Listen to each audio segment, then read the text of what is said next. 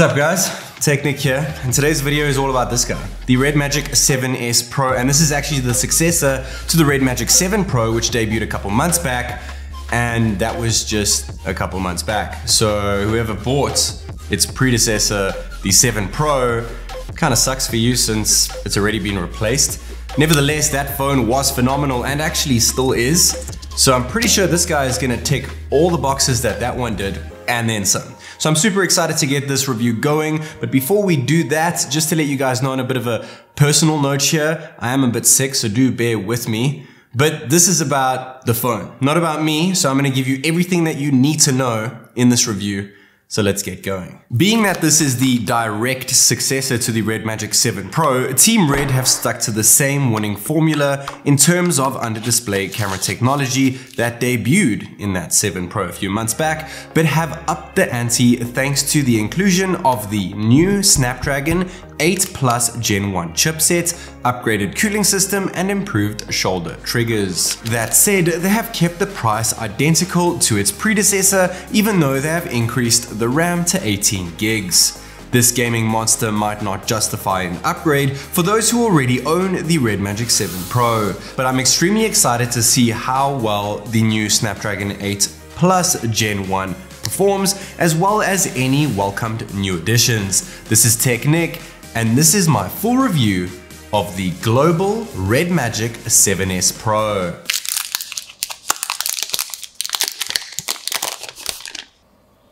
The RedMagic 7S Pro comes in 3 different color variants. You can pick it up in Obsidian, which is a solid black back panel color, or you can pick it up in Mercury or Supernova, the version that I have. The latter two are the only transparent versions, and only the transparent versions come in 18 gigs of RAM and 512 gigs of storage. The design is pretty similar to that of its predecessor, the 7 Pro, though I do like the tiny little touches such as the new camouflage inspired aluminum, or I guess aviation grade backplate over here. It really does give a nice ring to it, as well as of course that RGB fan there, which looks absolutely fantastic. And just like the 7 Pro before it, we do have some text around the phone just underneath the transparent backplate, though the only actual component that you can see in this transparent version is that cooling fan. And speaking of cooling, we do have a new ICE 10.0 cooling system, which is apparently 3 degrees cooler when compared to the previous generation. And of course the fan can jump all the way up to 20,000 revolutions per minute. Other than that wonderful RGB fan and that new 10-layered stacked cooling system,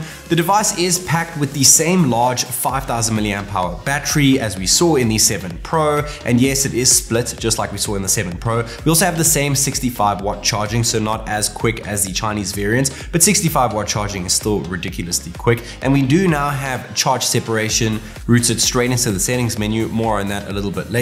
We also have this guy kitted of course with the new 4nm run Snapdragon 8 Plus Gen 1 chipset, alongside the same Adreno 730 GPU that we saw in the vanilla Snapdragon 8 Gen 1 that we saw in the 7 Pro, that is. And yes, we do have the Red Core 1 dedicated gaming chip that RedMagic put in this guy's predecessor, the 7 Pro, and this guy once more, as well as LPDDR5 RAM, 18 gigs of it, UFS 3.1 storage, 512 gigs of that, as well as 5G, Wi-Fi 6E, Bluetooth 5.2, and NFC. The RedMagic 7S Pro is built pretty strong, I guess you could say. We do have a Gorilla Glass 5 front, a glass back, not sure what grade that is, but we do have an aviation aluminum backplate in the center of those 2 glass pieces, as well as an aviation aluminum frame. The phone does come in at 9.98 millimeters thick, as well as 235 grams in weight. So it is a bit of a chunky boy, but at the end of the day, this is a gaming phone, so you want it to be nice and comfortable and have a bit of weight to it anyway. Do bear in mind though that that thickness and weight is exactly the same to the decimal point when compared to its predecessor, the 7 Pro. And when it comes to the camera system, we have the exact same setup as its predecessor, that being an 8 megapixel ultra-wide sensor, 64 megapixel ISOCELL GW3 main sensor, as well as a subpar 2 megapixel macro camera. The 8 megapixel ultra-wide looks okay in my studio over here. 64 megapixel main looks pretty decent, even in a dim lit situation. 16 megapixel bin down looks even better thanks to AI. 2 times digital zoom doesn't look too bad. 5 times digital zoom actually impressed me a lot more than other smartphones at this price range. And 10 times zoom is the max. Not too bad on a gaming phone, not to mention that the macro sensor actually does a better job than most other macro sensors I've seen around. And the portrait mode option does do a pretty decent job in terms of natural depth and edge detection. We also have a portrait video this time around, but being capped at 1080p and 30 FPS, it doesn't do a terrible job. It's pretty cool to see this feature on a gaming phone nonetheless. And we do have 4K 60 FPS, so the stabilization is a bit wonky. It still looks crispy clear over here. And yes, it is running buttery smooth at 60 frames per second. And we also have 8K 24 FPS, and I'm not sure if many of you know this, but RedMagic, Nubia that is, on their RedMagic device was the first phone to actually have 8K video. So it's kind of nostalgic to see it return over here, and it's does a more than decent job even at a lower lit situation here in my studio. The cameras on the back of the RedMagic 7S Pro actually do a better job than I thought that they would, considering it's a gaming phone, but that is the exact same thing I said about the RedMagic 7 Pro before it, and that is because they have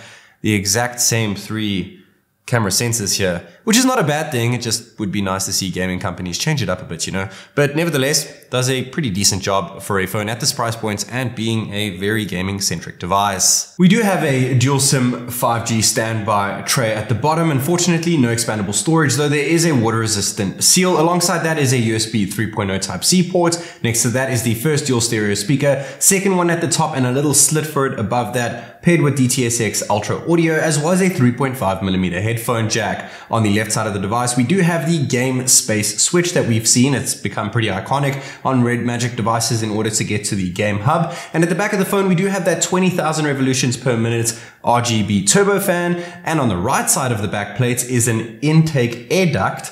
And on the right side of the phone, we have the exhaust fan vents, which is pretty streamlined, I guess, these days. It looks nice and neat. Not to mention the shoulder triggers that we have that are identical to the RedMagic 7 Pro. However, this time they have a slightly faster 520 Hz touch sampling rate and slightly lower, that being quicker as well, 7.4 milliseconds response time over the 8 milliseconds response time that we had on its predecessor. On the right side, we have a power button as well as a volume rocker, which is unfortunately not split. And at the top of the phone, at the top of the display, we once again have the same under-display selfie camera that we saw on the RedMagic 7 Pro, that being a 16 megapixel under-display selfie camera. And the photos actually do look a bit better. I think they've optimized it a little bit better, but unfortunately, once again, no portrait mode, so it doesn't blur the background even when you use portrait mode. But what about video? Selfie portrait photos don't really seem to work correctly on the RedMagic 7S Pro,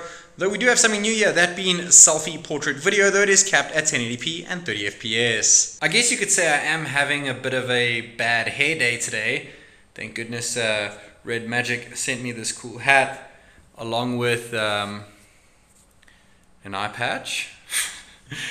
Guys, the RedMagic 7S Pro can record selfie video at 1080p 30 FPS. That is the cap. Let me know what you guys think of the audio and video quality when recording with the selfie cam on the brand new global version of the RedMagic 7S Pro. The selfie camera takes more than decent photos and videos, considering A, this is a gaming smartphone and is not aimed toward photography enthusiasts, and B, the fact that it is a camera underneath the screen, which is still extremely new tech. And powering on the device, we are welcomed to an always on display, which is nice and bright and does have a couple video animated versions that you can choose from. We do have an under-display fingerprint sensor. It is optical, not ultrasonic. It still does the job fairly well though, and we do have 2D face unlock that uses the under-display selfie camera. And speaking of that under-display selfie camera, we do have the exact same one that we saw in the 7 Pro, that being kitted with a multi-drive ACE circuit for light transmission, wave electrodes for image quality, and an under-display camera pro chipset for precise imaging. But when you do flick between white and black backgrounds, you can still see a bit of pixelization around the under display camera, which was something that I actually praised about the recently released ZTE Accent 40 Ultra, which is made by the same company. So I would have liked to see a little bit of a change of pace, but like I said, the previous RedMagic 7 Pro, their previous flagship, just released a couple months back, so you wouldn't expect them to change too much with the iterative upgrade here. The display itself is a 6.8-inch AMOLED 20:9 aspect ratio display, kitted with Full HD Plus resolution, 100% DCI-P3 color gamma rating. It includes DC dimming, as well as 600 nits of max brightness, not to mention 92.7% screen to body ratio. We do have options of 60, 90, or 120 Hz refresh rates. This is not an LTPO display, so it cannot range between 1 and 120 Hz. It's always going to be fixed at 120 Hz, but that's not the end of the world since it has a large battery and it is a gaming centric device. Not to mention we have between 480 and 960 Hz of touch sampling rate. And yes, this is Android 12 skinned with RedMagic OS version 5.5. It is pretty much the most stock-like gaming device I've ever used, kitted with all Google's goodies over here. And yes, the notification drawer, so on and so forth, is very streamlined as we've seen with previous RedMagic devices. Not to mention we have 18 gigs of RAM, as well as that new 4nm run Snapdragon 8 plus Gen 1 octa-core CPU. So the biggest improvement here is arguably the clock speeds. Mainly the main one, pretty much across the board, but mainly the main core clock speed, which has now jumped from 3 GHz from the vanilla Snapdragon 8 Gen 1 to 3.19 GHz on the new Snapdragon 8 Plus Gen 1 chipset. The 8 Plus Gen 1 just really doesn't roll off my tongue the way people do say it does. Nevertheless, so the clock speeds have increased, and that 3.19 is pretty much matching the Snapdragon 870 CPU main core clock speed, which is what people have been asking for an up-to-date flagship chip with such a high clock speed. And it's finally here with the 8 Plus Gen 1, which is super awesome. I can't wait to test it out. They are making some pretty bold statements over here, and that being 10% increase in CPU performance, 10% clock speed increase in GPU performance, 20% AI performance increase, and the biggest one, the boldest one, being a 30% increase in power efficiency. It's worth checking out the cooling fan option. We do have an auto mode as well as a fast cooling mode. We have a new shark fin design, and we can enable the RGB lights, which still looks absolutely fantastic. It never gets old if you ask me. And it has reduced in terms of decibel counts. So let's give it a listen.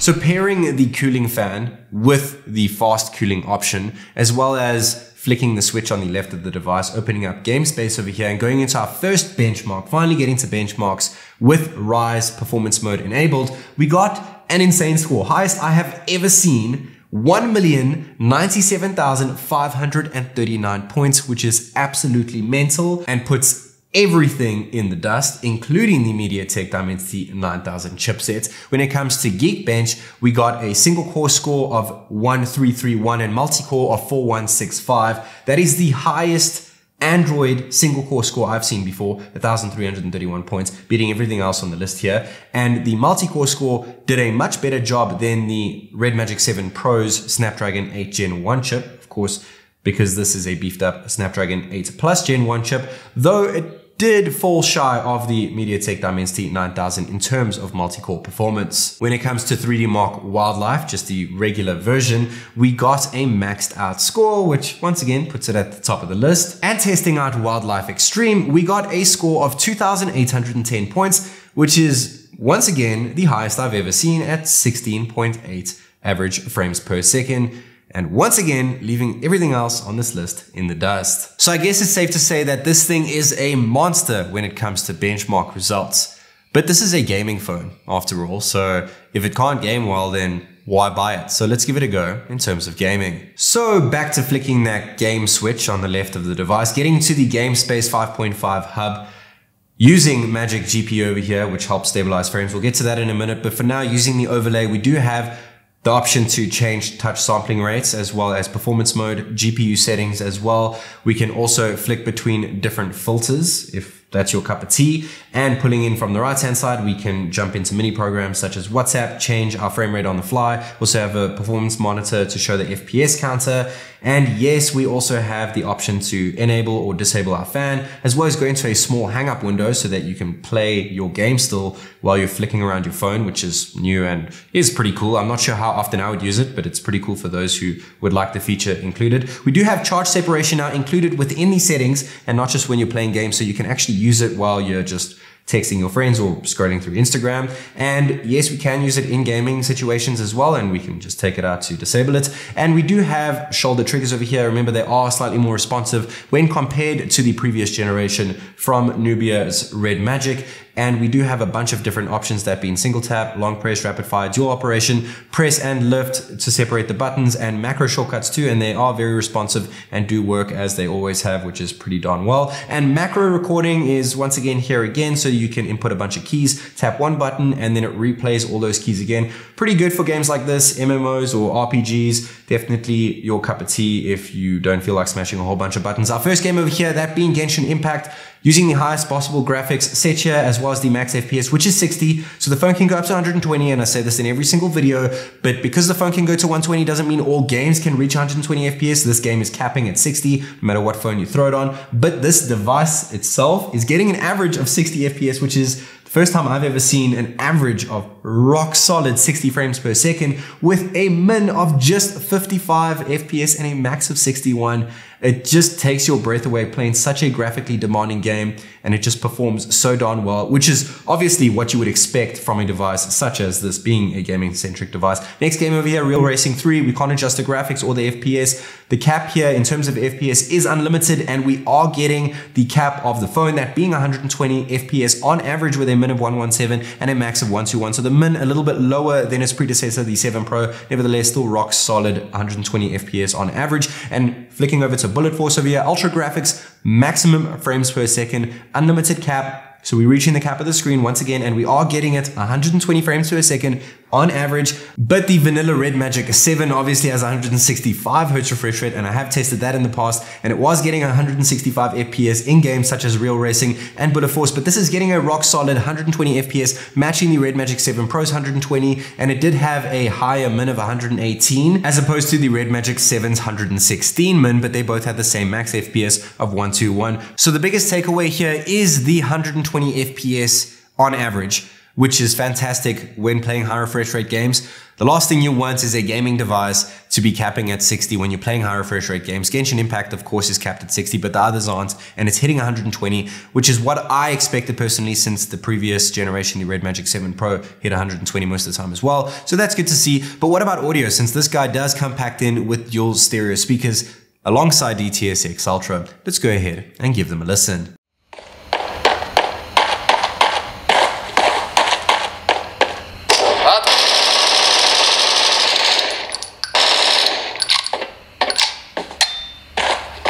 The RedMagic 7S Pro may look identical to its predecessor due to its design, thanks to that dual glass, which sandwiches the aluminum, that being aviation grade aluminum.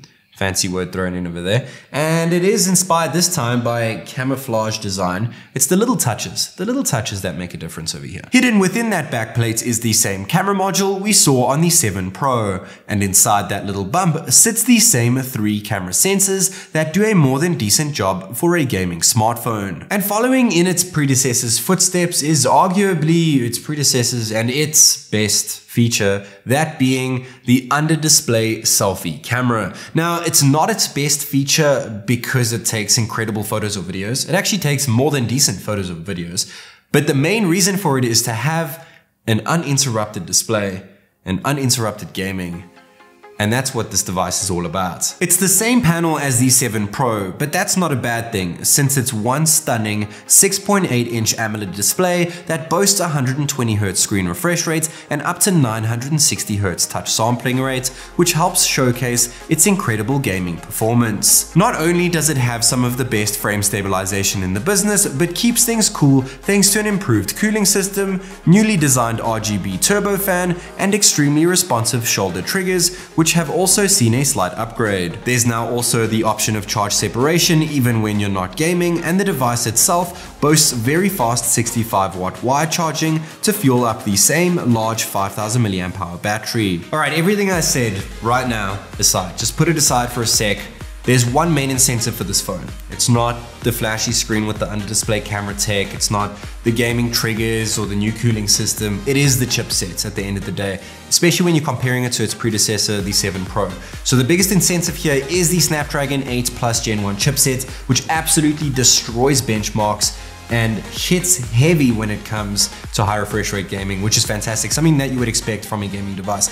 That being said, it's really hard to recommend this guy as an upgrade over current users of the RedMagic 7 Pro. So if you own a RedMagic 7 Pro, it's really hard for me to recommend this as an upgrade, since the biggest advantage you're getting is the new and improved chipset, that being the Snapdragon 8 Plus Gen 1, as opposed to the vanilla Snapdragon 8 Gen 1 that you saw in the phone that released a few months back, that being the RedMagic 7 Pro. So if you own the 7 Pro, it's really hard to recommend this. But if you do have the extra cash to spend, that being the same price as its predecessor, which is fantastic. So the pricing is really reasonable on this phone. And if you have the cash to spend and you want to test out the new chip, then go for the upgrade. I wouldn't blame you. I'd probably do the same thing if I had the cash. But if you don't have the cash to just upgrade from the 7 Pro, but you do have a RedMagic 6 or 6S or any previous generation RedMagic devices, then this is going to be a huge upgrade for you. So of course the chipset, but then if you're coming from those phones, you're going to get an upgrade in terms of the display, in terms of the camera, in terms of the cooling, in terms of everything. So you're not just getting an upgrade of chipset, but you're getting an upgrade of everything. Whereas if you come from the RedMagic 7 Pro, you're only really going to feel an upgrade in terms of chipset, and even then you're not going to feel too much of a performance difference. So definitely there for those who want to get an upgrade from previous RedMagic devices, or for those who are deciding to finally start buying gaming phones. It is a stunning phone from the front, gorgeous from the back if you're a gaming enthusiast, and I couldn't recommend anything better than the new RedMagic 7S Pro for exactly those needs. So fully spec device, definitely worth your cash if you're trying to get one of the best gaming phones around. That being said, I hope that you guys enjoyed watching this video as much as I will honestly be enjoying gaming on my brand new RedMagic 7S Pro.